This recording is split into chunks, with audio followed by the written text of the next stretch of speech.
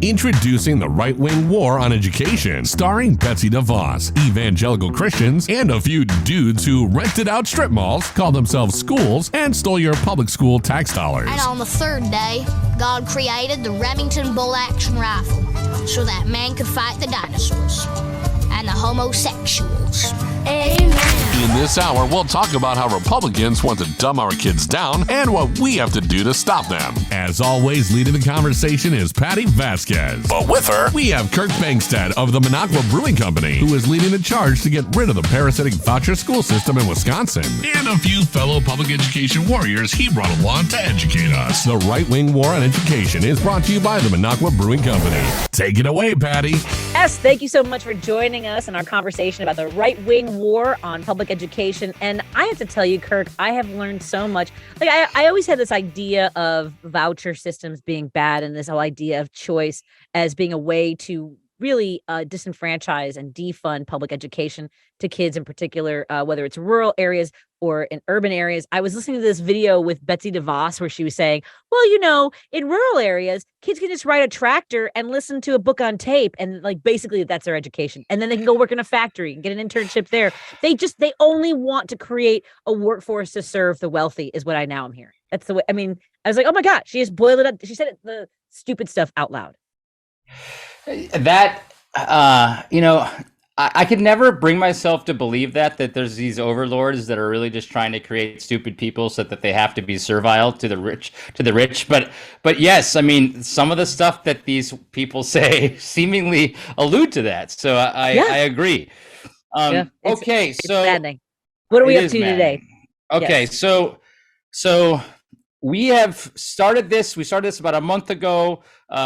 The Minocqua Brewing Company Super PAC has brought together a bunch of lawyers, and we're about to file our complaint to sue the state of Wisconsin to overturn our 30-year-old parasitic private school voucher system. It could be a legendary thing to help Wisconsin public schools.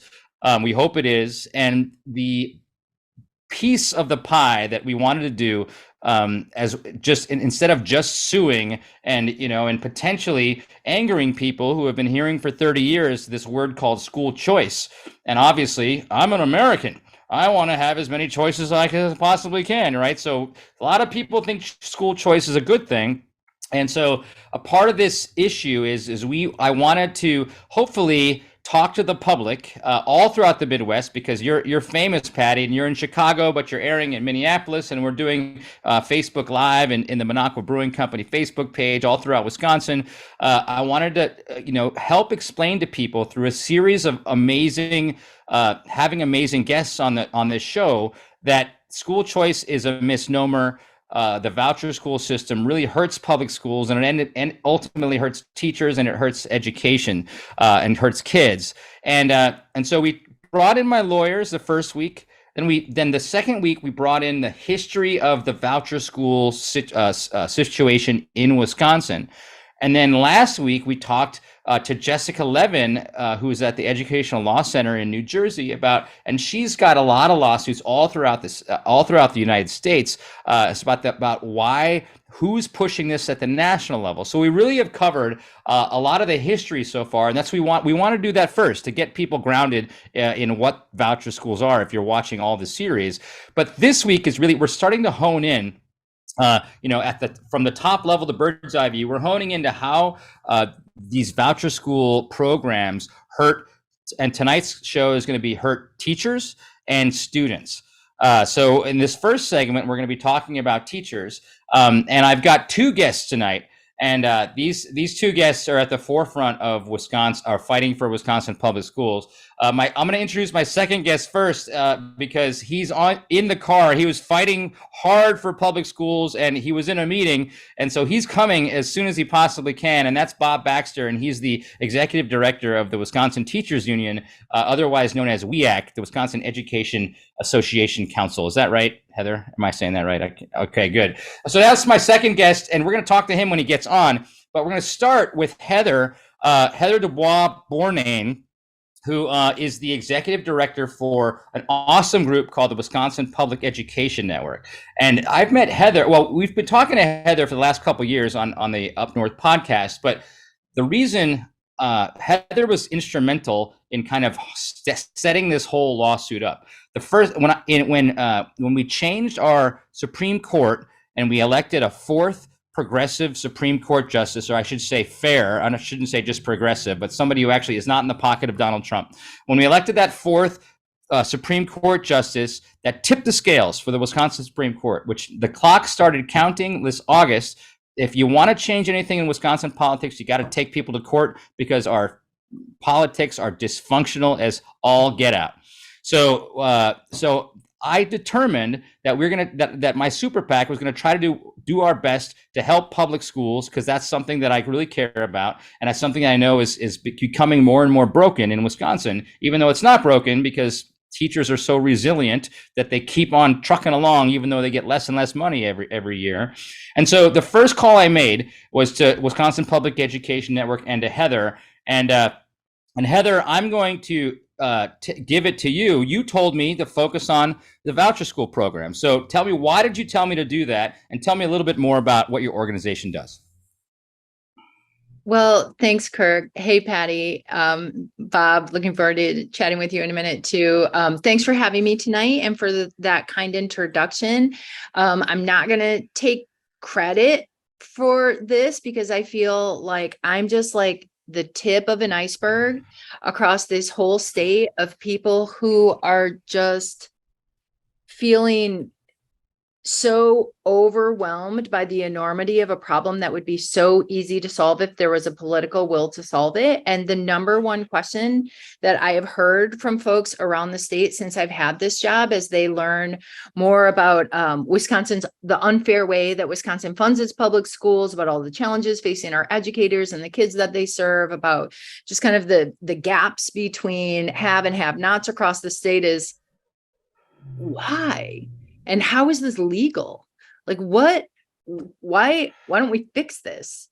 And I think the fact is the easiest way to start undoing some of the deep damage that has been done is to stop supporting and funding on the backs of public school students an unconstitutional system that pits kids against each other, that pits parents and families against each other, that makes education practically unnavigable for the average person who just wants their kid to have a great education, and instead delivers more segregation, more diversion of resources, less support for the kids who need it most, and simply is unfair.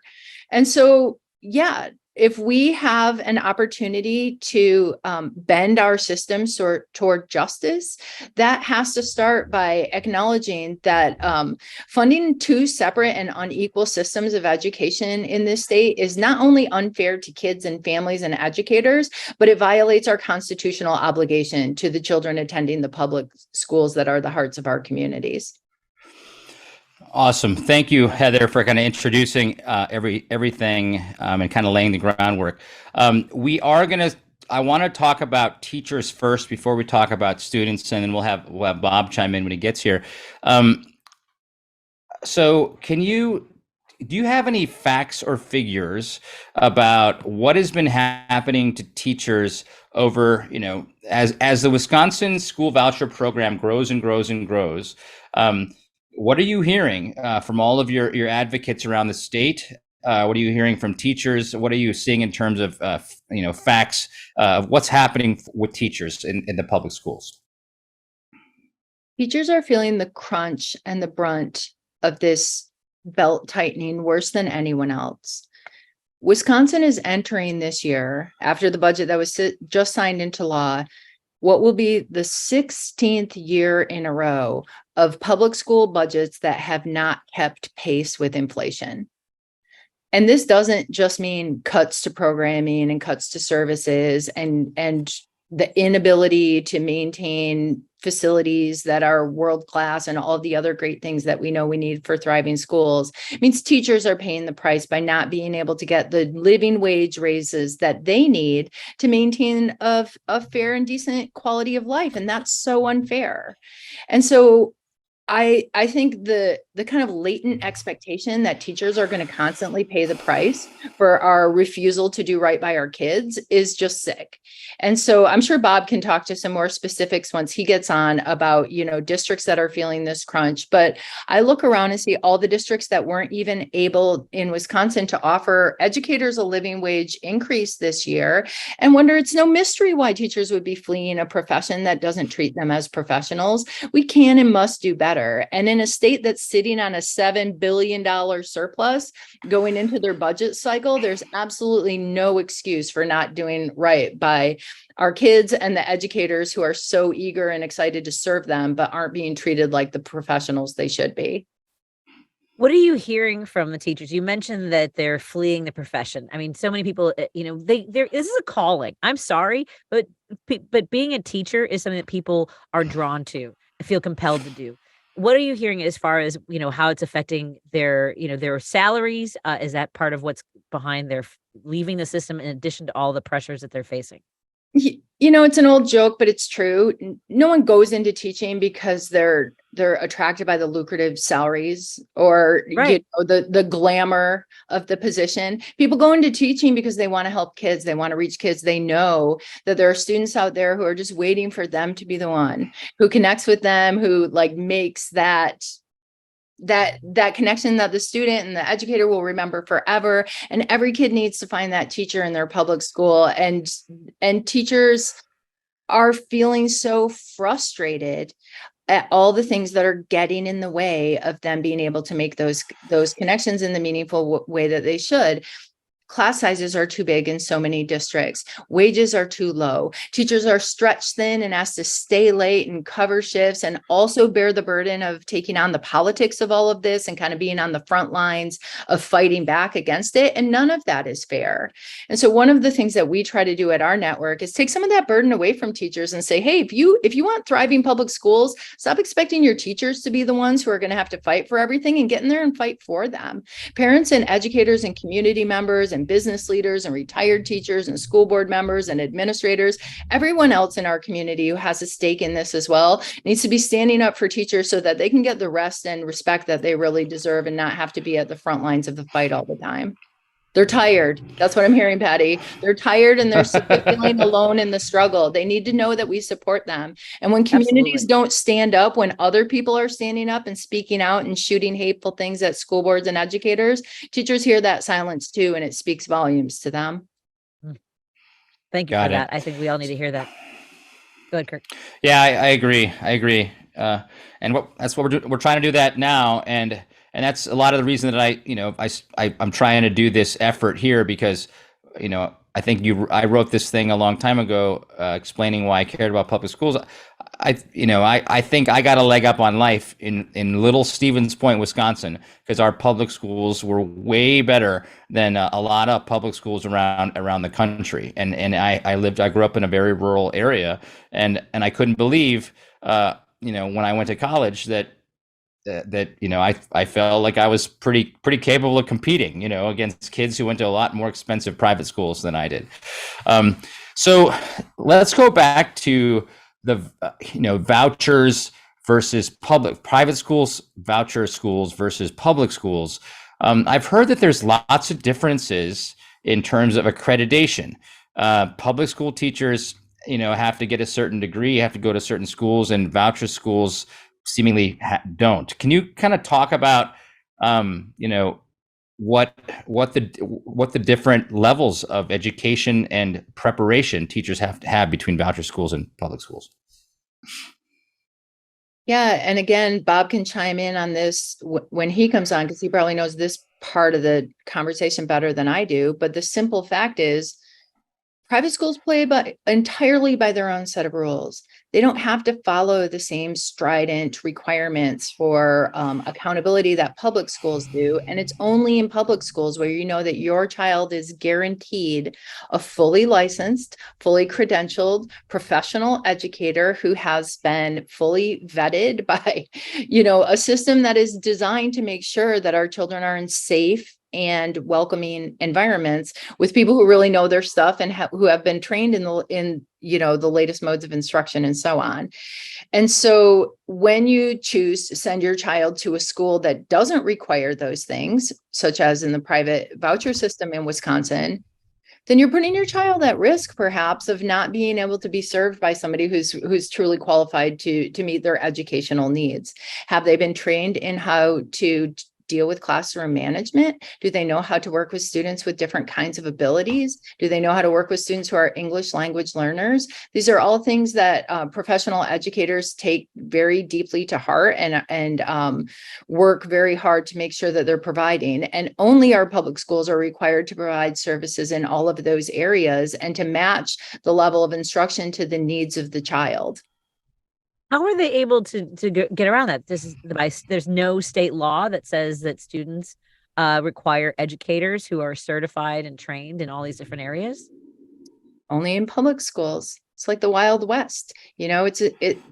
That's the great mystery of privatization to me, is why anyone would choose to put their child into a system where you literally give up your rights as a parent to be actively engaged in the education of your child. It's only in a public school that you have recourse to the democratically elected officials who you have chosen to serve and represent you. So you can go to your board, you can share your concerns, you can have a say in curricular matters. You don't have any of those things as a parent in a private school, and you don't necessarily even know what kind of teachers are in front of your kids during the day, if those teachers don't have to be fully licensed and trained. That's insane. So absolutely insane. It is insane. It's like, obviously, well, not obviously, but I grew up in a place where there's only a Catholic school and the public school. So it's obviously, back in the day, it's like nuns or the teachers. And so obviously there's a religious focus for, that type of school. But seemingly there, at least when I grew up, there was still a focus on curriculum that seems very similar. But what I've been hearing since we've been digging into these private schools is that, the average voucher school lasts about 4 years. So these aren't necessarily private religious schools. These are potentially pop-up schools that are hiring probably the cheapest people they can possibly find in order to make as much profit as they possibly can using public dollars. And obviously these folks are not going to have gotten their graduate degrees in education like so many of our public school teachers have. So it's like, what are we doing? It's crazy. So the follow-up question I have is, do you know if, because public school teachers are they leaving the state? Do you have any statistics on, if do we have a shortage now? Are they retiring early? Do we have any of those statistics?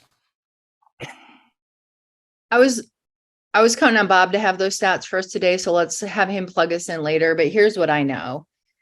We don't have a teacher shortage. There's plenty of teachers out there. What we have is a teacher exodus and a refusal to take teachers seriously in this state.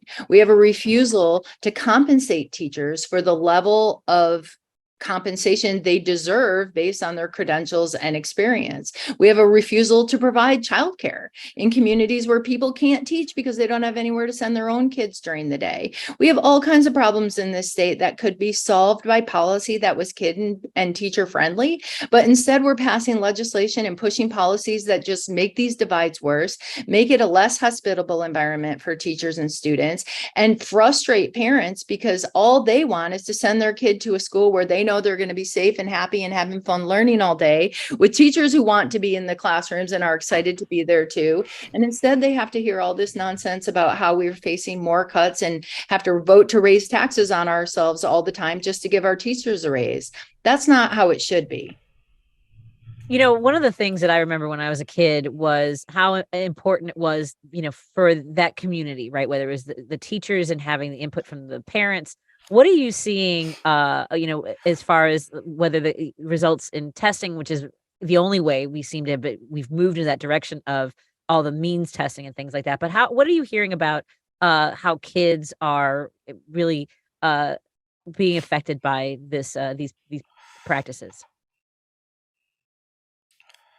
It's really hard, Patty, to see what the impacts of kids have been. You know, I've been looking at some of the mental health data, especially post-pandemic, and seeing the number of kids who are experiencing some kind of mental health distress is like in like the high 70s and 80s percentages in some districts. And we know that the rates of thoughts and attempts of suicide are growing for youth across the state, especially for LGBTQ kids. We're seeing kids who have special needs not being diagnosed early enough if they don't have access to early childhood care in their communities, and all kinds of other ways that we simply aren't meeting kids where they are fast enough to meet their needs. We're seeing kids who are going hungry during the school day. We're seeing kids who are looking down the road at the haves in a school down the street and wondering why they have all of these nice facilities while we're doing with so much less where we are, and just wondering who's okay with this. You know, people talk about school choice and school politics as if it's a question of us versus them, or if we, make our schools compete, all of our schools will do better. But the truth of the matter is, when schools compete, kids lose. And anyone who's okay with public school kids being the losers in this scenario really needs to do some thinking about where their values are. I invite them to join us and go to our website. WisconsinNetwork.org has some great resources for understanding these problems, and a great accountability toolkit where you can get the facts on these things and see for yourself what it looks like in your own district. You said that was WisconsinNetwork.org? Yes. Excellent, folks. I want to make sure, because we in the few weeks we've been doing this, organizations, whether it's from Illinois or Missouri, have been kind of dipping in and realizing what we're doing here, and they want to be able to join the conversation. So I think building that coalition across states as well. I mean, Illinois, we are about to hopefully end one of our programs and phase it out as far as voucher programs. But we know that our sister states, Wisconsin, Minnesota, Missouri, Iowa, are really getting hit by these school choice propaganda, really. I know Bob Baxter has joined us. I'm going to take a break here. And Bob, we will welcome you. I wish I was by that lake. That folks, you can be what if you're listening on WCPT 20 or our friends on KTNF that will listen to this later in Minneapolis, St. Paul. You can always check out the live stream that we have here, and it will live on the Minocqua Brewing Facebook page, Minocqua Brewing Company Facebook page, as well as WCPT and the Patty Vasquez Show. We want to thank Minocqua Brewing Company and Kirk Bangstead for leading the charge in this war and pushing back against the right-wing war on public education. More after this on WCPT 820 Heartland Signal.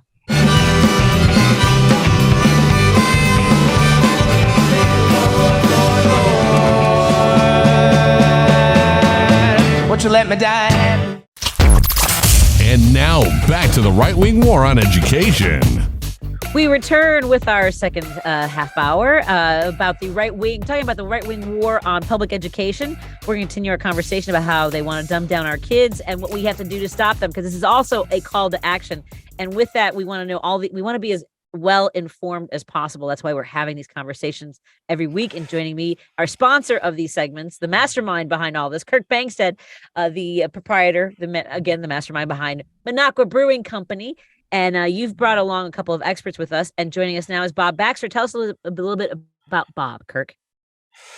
So Bob Baxter, I think, Bob, the first time I talked to Bob was when I called for a mass strike of the teachers when we were putting teachers in front of unmasked kids, and we sued in a mass thing. And Bob called me and he's like, Kirk, I really applaud your efforts, but maybe you might want to just tone it down a little bit. That was, I think, the first call that we had. Yeah. And so I met you then, Bob, and we had a great call. But then when I started getting into this voucher school thing, and I wrote a few emails to my email list, and I was trying to raise money to get this suit going.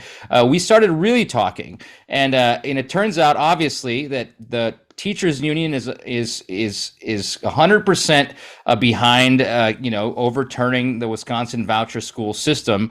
The WEAC, which is Wisconsin Education Association Council, which is the statewide teachers union. You guys actually fought these battles over the last 30 years. So Bob, I wanted to just ask you a question. I mean, do you know the history of the teachers union fighting against voucher schools? It's since the 90s. Like, kind of tell me a little bit about how your involvement or WEAC's involvement over the last 30 years. First of all, thank you for inviting me to the program. And I will cover that timeline, and it's a sad timeline in our state. It's a timeline that demolishes the separation between church and state. It demolishes every understanding we've ever had in our country about what public education and private education means. There was litigation going back to the early 90s to challenge voucher programs that were being instituted in the Milwaukee Public Schools that subsequently spread statewide. And they spread statewide because when the right wing moves an attack against an institution, what they do is say, we want to make a test. We want to test this theory, see if it works.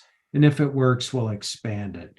And then they lie about it, they distort it, and they create a system where nobody has an equal opportunity for education in our country. And then they stand back and say, all of this is fair, all of this is about democracy. The haves have and the haves not don't. And that, at the end of the day, is what the story is about this voucher program in our state that's expanded nationwide. Is there anything that the expansion of vouchers has helped in any way, whether it's why keep expanding it? If you're able to prove that it's not working, that it's actually harming public schools, how do they justify expanding it? I know you said lie. Right. Yeah. For-profit companies want to make money off of public education by diverting taxpayer dollars into funding for-profit companies. And it's no more simple than that. That, at the end of the day, is what this is all about. Let's make money off of education for private sector profiteers. So the bottom line is there is no benefit to a voucher program. We don't believe there's any. There you go. That's been borne out by 30 years of test scores and educational outcomes, right? Test scores are a fallacy. All of this nonsense that's propagated by the right wing to use their demagoguery to disenfranchise people that struggle to get an opportunity to advance in our society.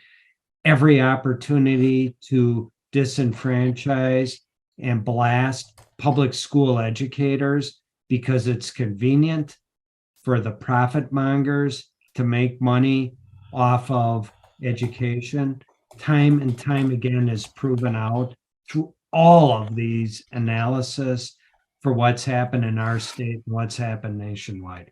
There's just absolutely no disputing the facts that voucher schools and privatization are an abstract, complete, and total failure. So, Bob, let's go back to teachers here. So, and I agree with you. And all our guests that we've had earlier that talked about the history of voucher schools in Wisconsin have talked about the history of voucher schools nationwide. Repeat the same thing. They don't do anything better for kids. They mix the church and state, and that's not what our country's all about. But I wanted to focus on the subject today of teachers. Heather, she's been talking to her advocates, public school advocates around the state, but you probably have obviously more insight into how teachers are being harmed. Can you talk a little bit about salaries? Can you talk a little bit about teachers leaving the profession? What's going on in Wisconsin right now? So today, a public school teacher should make 67% more than they did 20 years ago, and they don't. And the reason they don't is because Scott Walker is a fascist and he crushed public school teachers and public education, and he deliberately created a scenario where there's haves and have-nots. And he said that the people that work on behalf of our public school students and public services are the haves, and everybody else is the have-nots. He's a despicable pile of garbage, and hopefully is shoved aside and never remembered in terms of Wisconsin government and Wisconsin history. Oh, he'll be remembered. It just won't And be just good. to remind, Go ahead, Kirk. just to remind everybody listening, because we're in Chicago and Minneapolis, obviously Scott Walker has been forgotten. Because we desperately want to forget him, but he was the governor. He did pass this Act 10, which greatly weakened public education and the teachers union, because that law made it impossible for state workers, teachers being among them, to collectively bargain anymore, and that really, and it was all politics, had nothing to do with our public education, because primarily teachers union supports political candidates that care about public education, and generally those candidates would lean to the left, and that's why they just tried to hurt you guys. Let's move to the politics, Bob. Why? I mean, if voucher schools are proven not to work, they're proven that kids do not get better educational outcomes. Teachers are hurting. Teachers are leaving the profession. They're propagating it. What element of the expansion of voucher schools is merely to keep political power and to hurt the teachers union, which used to be it still is, but it's at a lesser degree, a very powerful force for good and for progressive politics in Wisconsin? Well, if we're talking about students and curriculum and lesson plans and learning every day, we would say that every student that's in a voucher school suffers. They are not learning the curriculum they need to learn in order to be a part of a democratic society. We believe that the right wing wants to crush participation in democracy. They want to crush participation in a democratic government. And there's no question about that. All we have to do is look at what's happened in the House of Representatives just this week to prove that point. So then when we come back to what's happening for public school students and public school teachers, day in and day out, every teacher I talk to, and I talk to a lot of teachers across the state every day, they say that they're going to school to teach students everything that they possibly can. If it's an elementary teacher, they're teaching students how to learn, and they're teaching curriculum. And if it's a middle school teacher, they're teaching about transitions in life, and they're teaching curriculum. And if it's a high school teacher, they're teaching curriculum and what it means to be part of democracy, part of a society, and have an opportunity to make the best life they can for themselves. Nobody else does that in our country except for those teachers, day in and day out. There's a different purpose behind a public school teacher, their obligations and their responsibilities, and teachers in voucher schools that are teaching propaganda and are teaching every other kind of concept that they can contrive. It's detrimental to participating in democracy, and that's what our opposition wants to create. They want less participation. They don't want democracy. I know that we've talked about that there isn't any improvement in the type of scores, and like you said, it's a fallacy that the scores aren't meaningful. We talk a lot about the charter schools. There's also the parochial, the religious schools that a lot of folks in their communities. Well, we should be able to send our kids to how are they diverting money, state money, to parochial schools, and they're being taught different things, whether it's charter schools or parochial schools too, aren't they? They are. I think we could look back to the 1960 presidential election. John F. Kennedy stood for separation of church and state.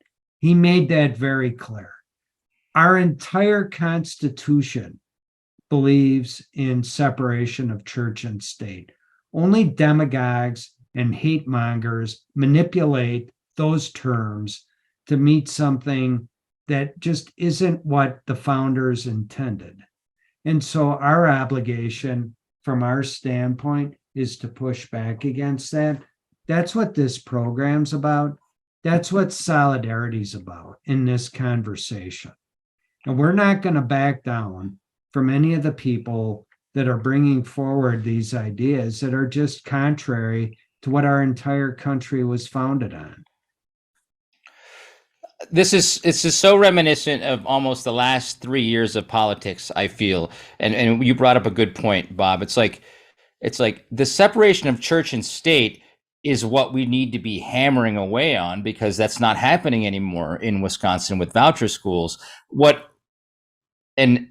what we're hearing from the right is that no, our public schools are somehow indoctrinating kids into, and somehow, filling them with ideas that are wrong for society. And that's the opposite. That's that projection that we have gotten for 3 years from the Republicans, saying, everything that they're doing wrong, they're projecting it onto the opposite, on the opposite side. No, public schools actually teach what kids need to learn in order to become productive citizens.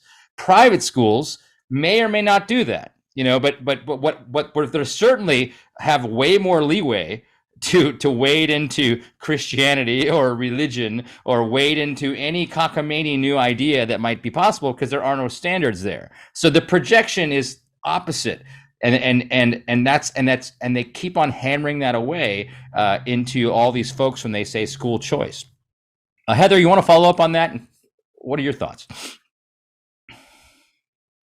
All of this stuff is really heavy for parents and community members. I mean, I think people look at this and they just think, what is going on? Why are we taking the bait and allowing politicians and those who wish to divert funds away from the needs of our children, when we could be focusing on meeting those needs together as a community? And one of the things that I think, Bob did a great job explaining why vouchers are getting in the way of student success and community success, and what they mean to educators. But the fact is, parents don't really want this. There's no groundswell of movement of people who are like, we want more vouchers. In fact, under Scott Walker, the worst thing Act 10 did was it decimated rights for our educators and others who belong to public unions. But people forget sometimes that it also came with the biggest cut to public education in the history of cuts to education in any state, and massive expansion of the privatization system. Under Governor Walker, we also saw the emergence of a statewide program. Used to be just in Milwaukee, now it's everywhere. And in the last 10 years, since we've seen that program expand and expand and expand as they weaken and weaken the requirements for joining it. And the caps, by the way, are set to come off altogether in the year 2026. Since they started that program, nearly 80% of the kids who are in it never even set foot in a public school. There's no line of public school parents trying to get out of their public schools that they love and into other kinds of schools. It's just kids who are already attending those schools who parents want them to do it on the public dime. And so what we're doing is just strangling funds from public schools, taking all the money off the top of the same system. And parents are saying enough is enough. These shouldn't be partisan issues. These shouldn't be political issues at all. We have enough money and enough smart teachers and enough great schools in this state to meet the needs of every single learner if we really wanted to. We're choosing to make that impossible through these political choices, and it's just disgusting. So I'm really grateful that WEAC is out there reminding people of how the rights of educators are absolutely essential to guaranteeing the rights of students to live and learn and play in safe and welcoming and thriving public schools environments. We're not going to have those things if we keep diverting money away from public schools and into private schools. And I couldn't agree more with what Bob said about the motivation for this. It's not about producing better outcomes for kids. It's about benefiting from the profits that are implicit in a system that's just seen as a cash cow to those who don't really care about kids and just want to see money taken away from our public schools. When we have these conversations, we talk a lot about how it's a cash cow, and that, they whether it's politicians who are being funded by the charter schools and all these private organizations, they have, and there are people, they have been divisive. Why divide us? Is it simply just for the profits, for that kind of power, Bob, or is there something else? What instead of just funding public schools, why so much work to divide us?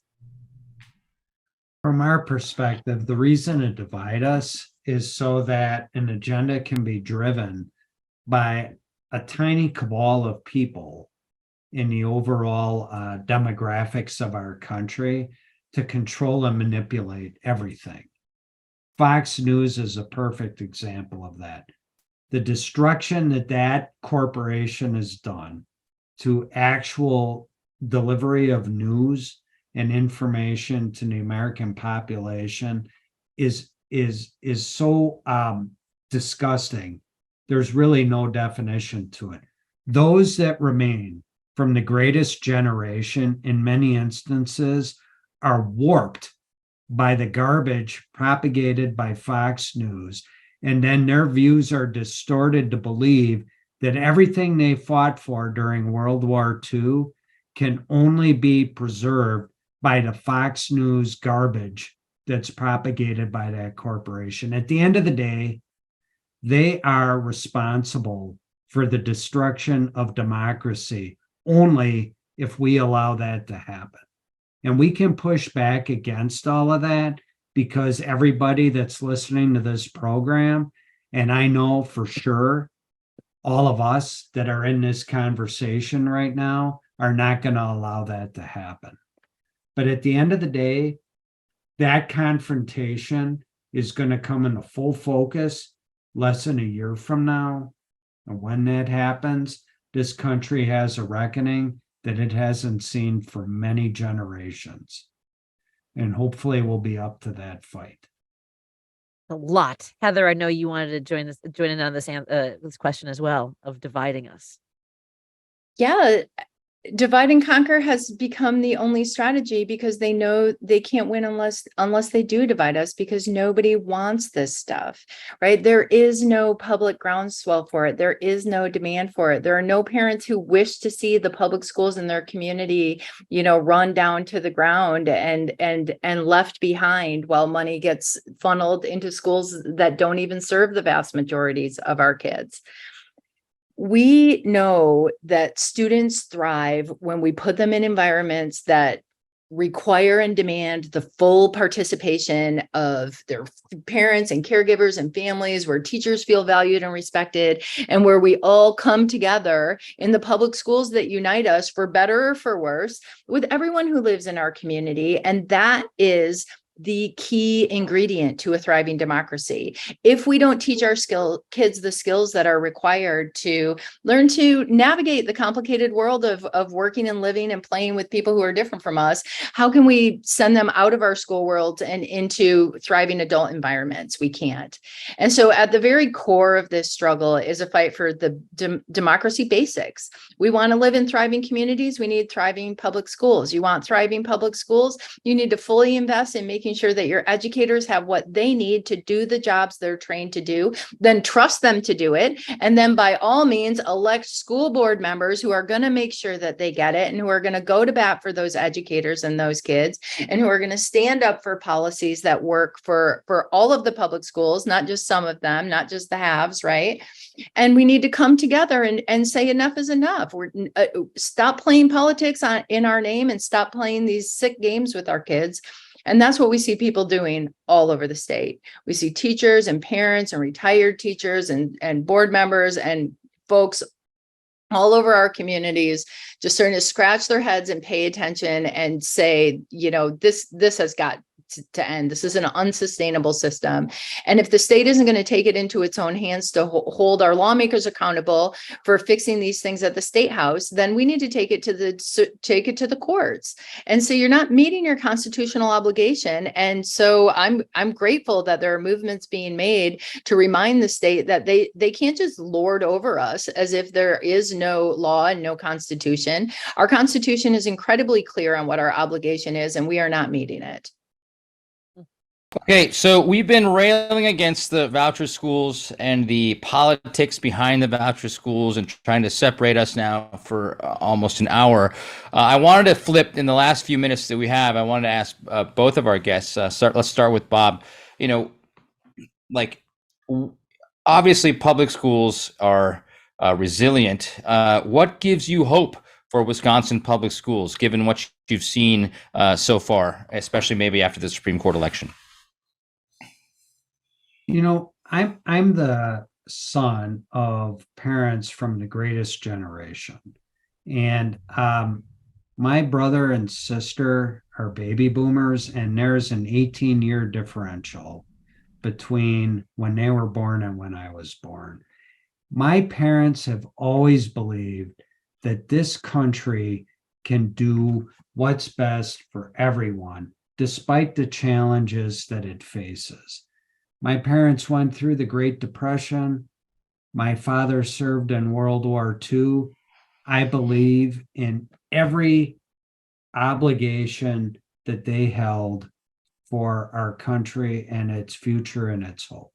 And at the end of the day, it was always founded in the promise of public education, that everybody had the right to go to a public school, to learn, to become part of our democracy, and to participate in it at whatever venue they chose to participate in it.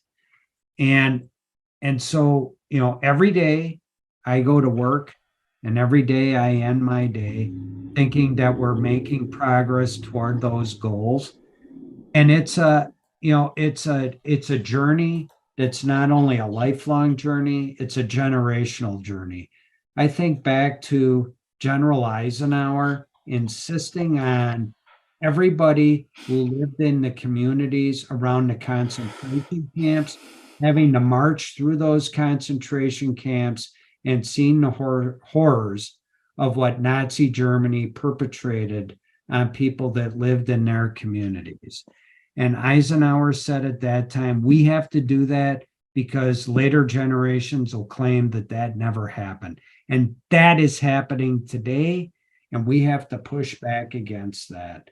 Everybody who attacks public education, everybody who attacks unions stands for fascism and crushing democracy, and we'll fight back against that.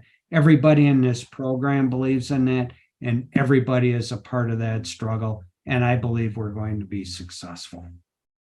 Heather, how do you keep the hope going? How do you sustain that energy, and how can we support you? What can we do to help in this fight?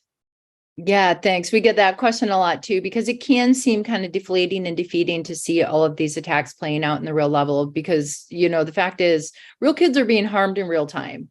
And when you are an educator watching that play out, when you're a parent who's seeing your kid, you know, coming home from school with these, you know, stories that you hear, it can be challenging. But the truth is, our educators are doing an amazing job all over the state. I can't think of a single district in this state that isn't doing great work with what they've got, meeting the needs of kids. And we see parents and community members and caregivers taking note of that and standing up and speaking out all over the place. We're just coming out of a really wild budget cycle this year.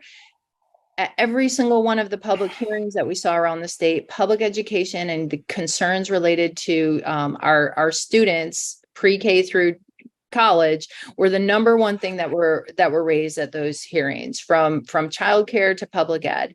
And that tells us that this is the priority issue of people, and they are ready to go to bat for our kids and their educators and do what needs to be done to stop these harmful attacks on our public schools, to stop these privatization scams that are making it impossible for children to learn in conditions that are safe and welcoming in every school in the state, and that are really getting in the way of education justice for all of us. We haven't even really touched on some of the other ways that this impacts kids, and sort of the racist history of the voucher movement, and how Black and brown kids all over the state are the least served by all of these harmful policies. But believe me, people are taking note of it. And we've been putting together a lot of resources that help you connect the dots and understand how it works and what it means and what you can do about it. And so I invite you to check out our website, wisconsonnetwork.org, to find an organizing team near you, or how you can start one, and visit our sister organization too, the Wisconsin Education Action Fund. That's Wisconsin. It's wiscedaction.org. And we have started on that side a public education defense fund to try to build some public awareness around the need to really educate folks on what's at stake in this struggle and how they can get involved. So I'm grateful to everybody who's been supporting the good work that's happening at the local level all around the state, and encourage you to look around and find the other people who are as mad as you are about all this stuff, because they're out there and they're ready to join you in this fight. Don't let them down. I believe I don't know if we've signed off on WCPT 820. We'll be back next week to talk about the right-wing war on public education and how it hurts children with disabilities. So thank you all so much if I'm still on the air, but that I do want to thank our guests, Heather Dubois, Bourenane. Am I saying your name correctly? Beautiful name. Thanks. Absolutely. And Bob Baxter and Kirk. We're still Facebook Live. So if there's anything you wanted to give folks heads up on for next week, another important conversation as this one has been. Well, sure. On Facebook Live, it's most of the Wisconsinites listening. Bob, I know that the teachers union is kind of, it's a thing in and of itself. Is there a way? What would you tell the public the best way to help the teachers and the teachers union fight this fight? Really, it's so important to say thank you to a teacher. Thank you to the support staff in our public schools. They don't hear it enough. Our membership is demoralized because every day, this is so amazing to me. And it's not something that's in my spirit. So this is what's so amazing to me. Every day they go to school. Every day they're optimistic. Every day they believe that they're going to make a difference with the students that they work with. And so often they are confronted with obstacles, a variety of obstacles directly in their classrooms, from parents, from guardians, from administrators, from all sorts of people. And the political noise that's coming at them, they push through it.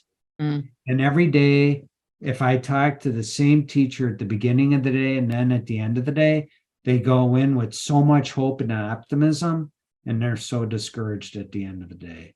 So just a pat on the back and a little bit of appreciation makes all the difference to them.